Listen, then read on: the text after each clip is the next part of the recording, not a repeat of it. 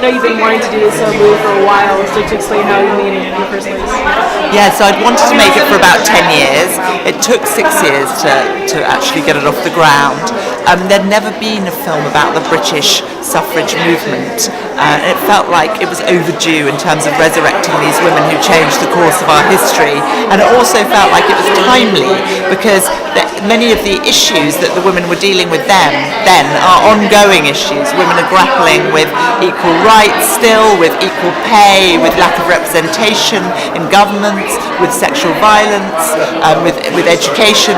So it felt like it had resonance for the 21st century. And speaking of the 21st century, you were on record before saying like you wanted to sit close to the suffragette movement of England, and so you chose to do an all-white female cast, which is to further explain this choice. Well, what we chose to do was tell the story of one group of women in one part of East London in 1912, and in Britain at that time, the working class women there were white. In America, of course, you had a movement happening simultaneously, and that had a very different ethnic makeup because of the very different immigration here. Subsequently, in the UK, we had waves of immigration that changed the makeup of the women's movement, but we didn't at that time. Okay.